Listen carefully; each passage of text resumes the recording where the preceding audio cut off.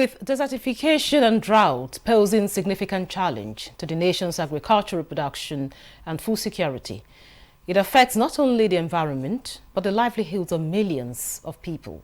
In the same vein, climate change and environmental degradation has continued to threaten the nation's ecosystem.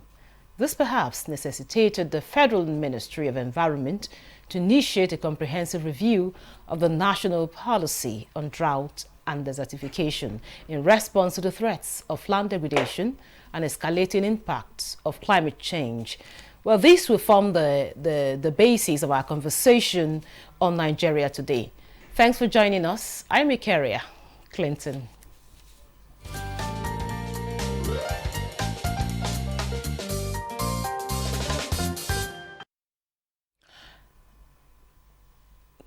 Now, joining us for this conversation via Zoom is Femi Kinri. He's a managing consultant, Spotlex World Environmental Solution.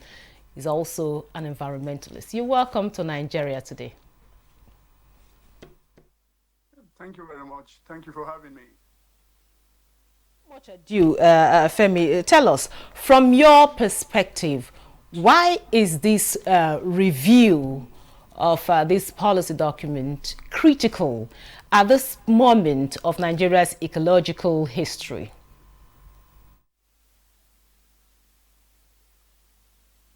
Please, can you come again? I said, why is this review critical at this moment of Nigeria's ecological history?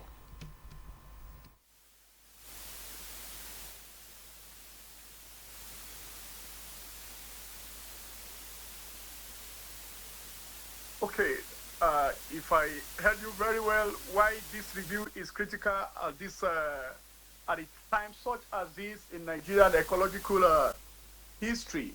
And I would say that this has become very critical because in the past, whatsoever was available in this kind of a law did not take cognizance of the kind of stress we have on the environment. It didn't take care of the fact, or even envisage the kind of pressure that is coming on the environment, the kind of, the climate change that is that we are actually into now.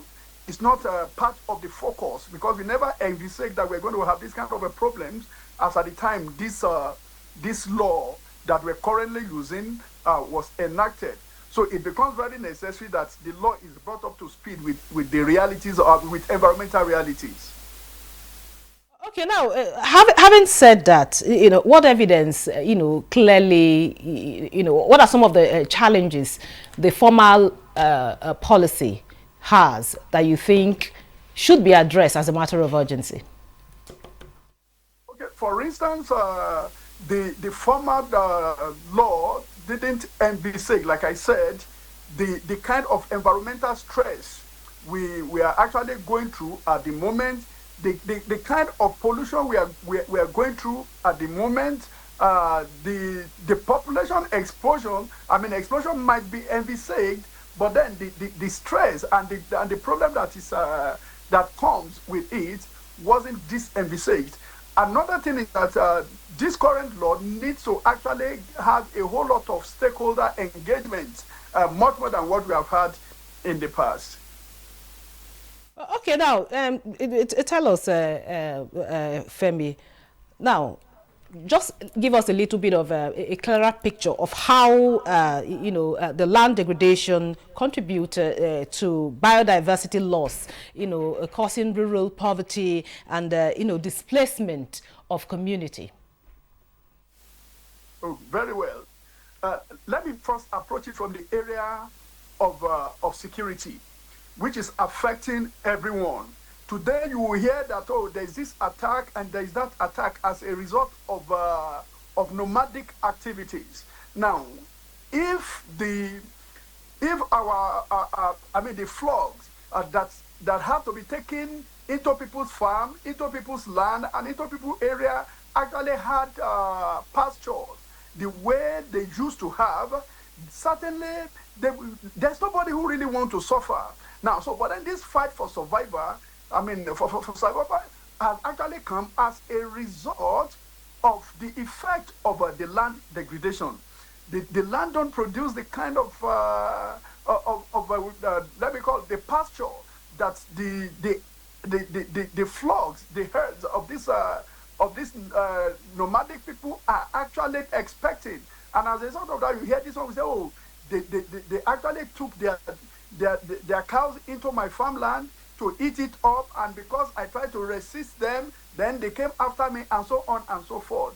See, there is no one that originally want to get involved in unnecessary trouble, but then because of the fight for survival, then we are experiencing some of these things. I think that's actually one of the major major effects of this land degradation. And the effect actually cuts across every sector. Are we to talk about that even for the food we eat? The agricultural produce no longer yield is increased as it's expected to be. So even human beings, just the same way animals are hungry and they have nothing to eat, human beings are also crying for that. Now, the common crops or fruits you usually buy at next to nothing. Now, when you hear the prices of some of this farm produce, you will be shocked. And of course, when you begin to wonder, is it import duty that is affecting it? Is it the exchange rate that is affecting it? But then the cost of having to produce this, what they need to put as fertilizer for this thing to yield is increased, is actually unimaginable. So, and those are part of those effects that we are dealing with. When you talk of that land degradation, and quite a lot of time, climate change has been pointed as aggravating the problem we already have on ground. Can you explain to us how climate change has compounded the problem of desertification and I see you smiling now, desertification and drought in Nigeria? Very well.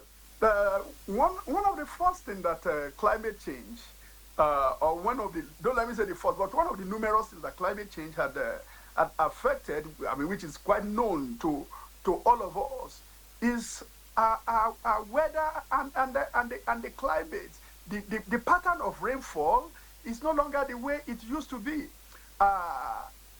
Just at the moment, and it will shock you to know that the better part of just, I think for almost 2 weeks, this is July, and for almost 2 weeks, we've not quite experienced rain in July. So how many times has it rained this year? So are we not out for hunger? Because it's when the rain does not fall when it's expected to fall, then the agric yield will not come when it is expected to come. The one that is supposed to actually produce in this kind of a place, expecting that the weather will actually, favor it, the weather will not favor it. So, and of course, the ground itself, even the weeds and every other thing that the land produces will not be normal. Everything becomes abnormal as a result of the climate change. So, in other words, let me just say in layman language that the rainy season has suddenly become like a dry season. So when we are expecting the rain to actually be falling in torrents, then it's falling as if it's already closing. So nothing works as a result of that. Now, Femi, let me take you a little bit, backwards. Now we're talking about reviewing, the already existing policy. Now, since the policy has been, before this review, of course, how effective has it been in addressing drought and desertification in the country? Well, on the scale of 1 to 10, I would say, let me say 3. I wouldn't say it's been quite effective. Yes, on paper, those laws are there. I remember when we were in our elementary schools and all of that, they would say, oh, you fell a tree, you plant 2. But I don't know if that is actually practically existing. Now, people fell trees with careless abandon.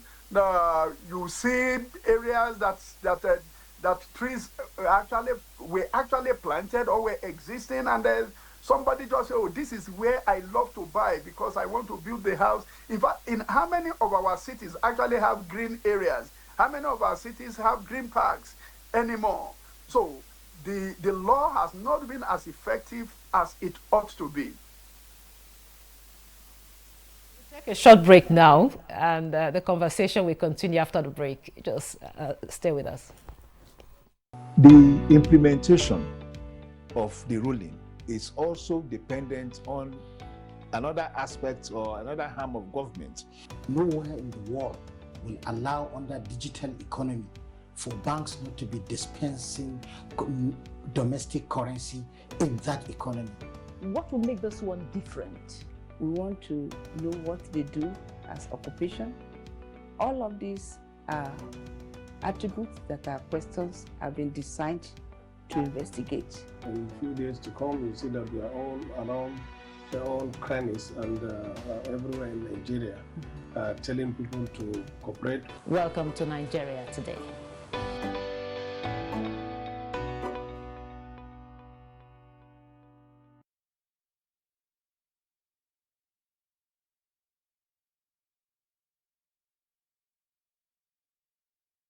You know the geography of Nigeria, but we're not a nation. A nation is a group of people with a shared vision. In many states of the federation, with a few exceptions, we have only 2 tiers of government. The local government is completely gone. Insightful, thought-provoking, and engaging. Those countries that we go to buy refined petroleum products, or technically what we call distillates, are we saying their economic and political leaders are fools? What you see that is happening in the urban area is not happening in the rural area. There's no balance, there's no holistic or concerted approach to development. Every development is local. Every underdevelopment is also local. I think what we need is to promote national development. Good Morning Nigeria, the Nigerian Television Authority's flagship program, brings you all you need to know on current national issues that affect you. With expert analysis from professionals from all fields of endeavor, Good Morning Nigeria is your daily tonic of accurate, fact-based and intellectual discussions on issues that matter to you. Airing every weekday live between 7 a.m. and 9 a.m. on the network service of the NTA. Repeat broadcast at 5 p.m. daily on NTA News 24. Don't be left out. You can join us by tuning in to NTA News 24.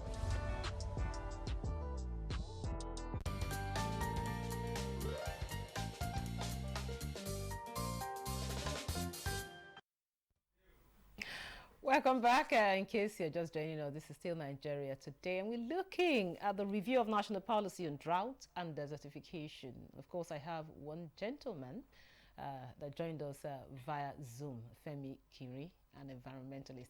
So, Femi, of course, you've mentioned that from a scale of 1 to 3, 1 to 10, you say 3 from on your assessment of the old policy, or the one that's about to be reviewed or is being reviewed right now. Now, what forward-looking strategy would you expect to see in the new policy? Sorry, please, can you come again? The line was breaking. Okay, I said, what forward-looking strategy do you hope to see in the revised policy?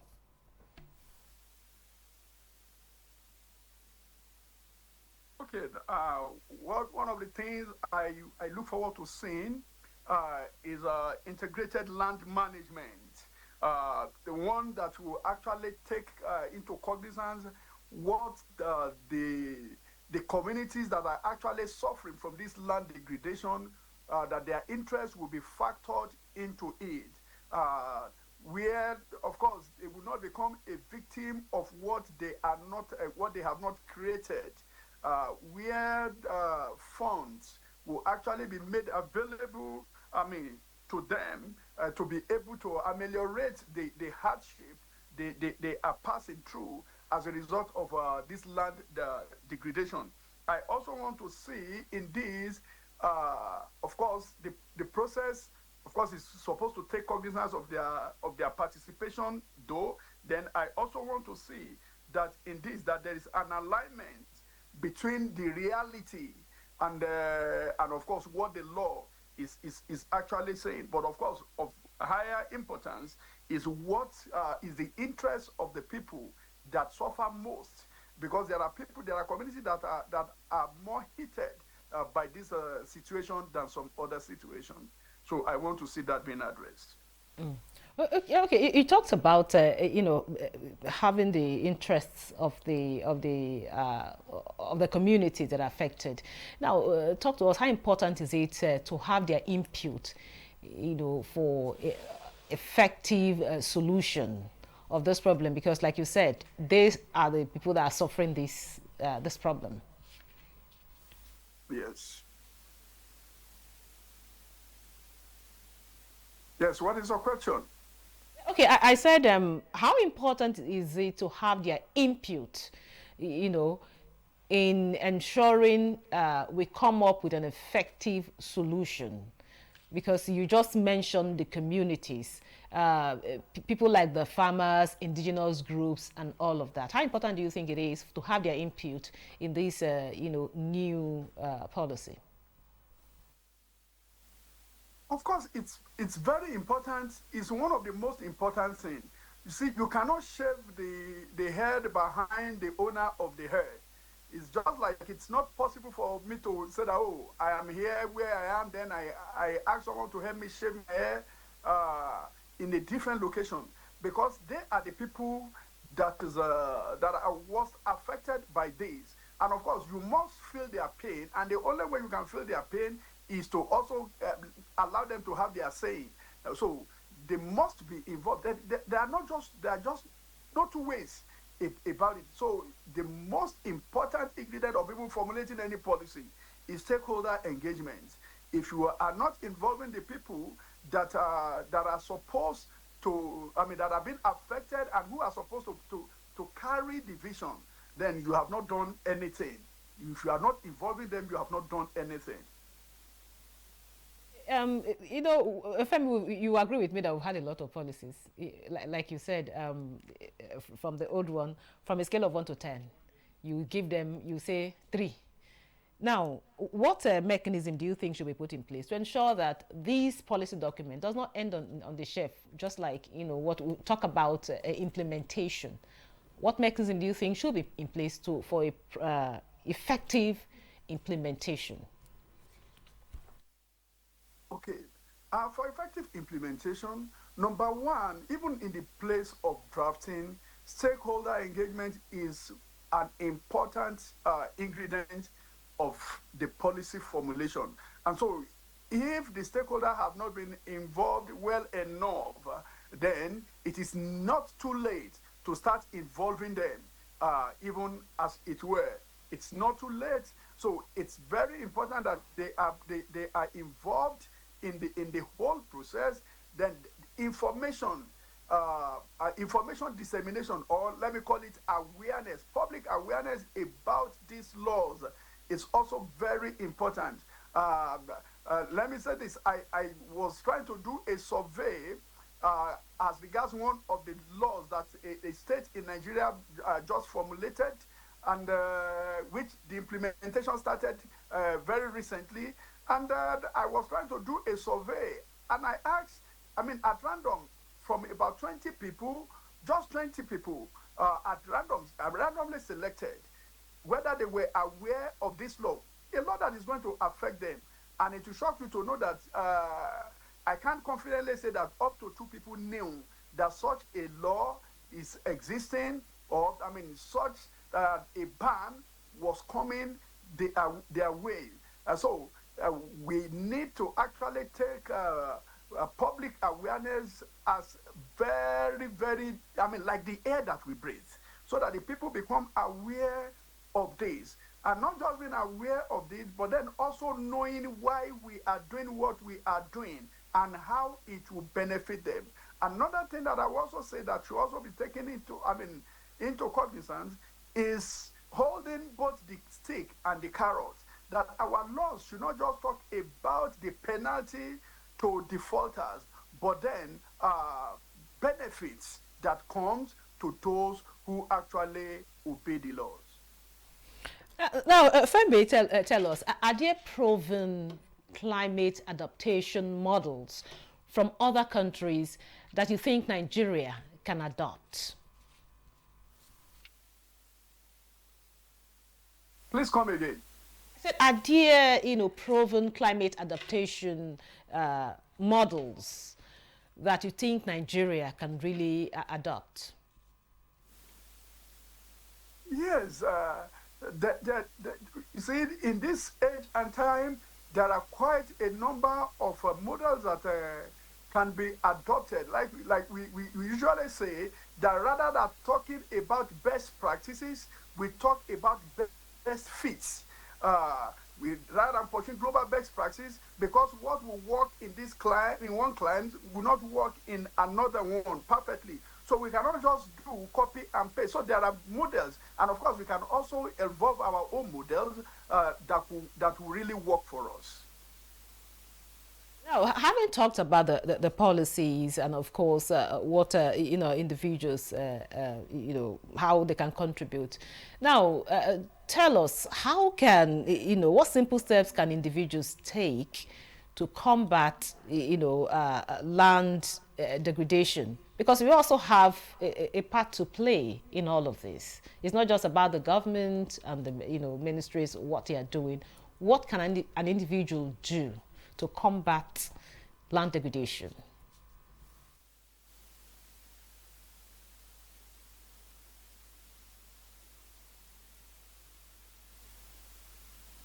Okay, if I heard you very well, though the line was breaking, what we can do as individuals. Laws are made for the people and not people for the law. So I think the laws are made for the people. It is also for people to also have their own involvement. There is no law that will be effective when people have not actually bought into it, or when people are not actually carrying out what the law says. And so when we are even talking about the government is also about the people. It is people that are there also running the government. So what individuals should do is, number one, to also pay attention to the details of what these laws and policies are talking about. They should pay attention to it. They should obey.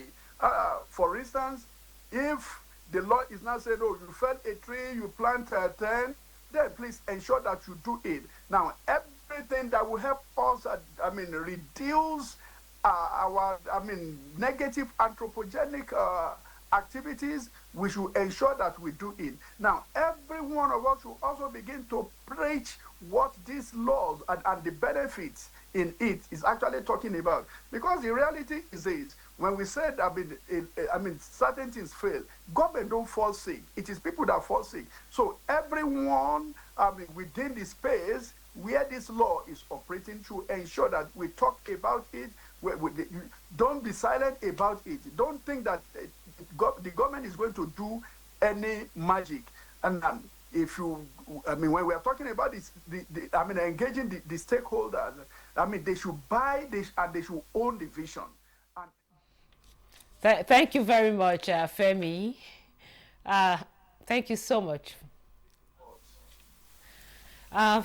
That was Femi Kinri, the managing consultant, Spotless World Environmental Solution, that joined us via Zoom from Lagos.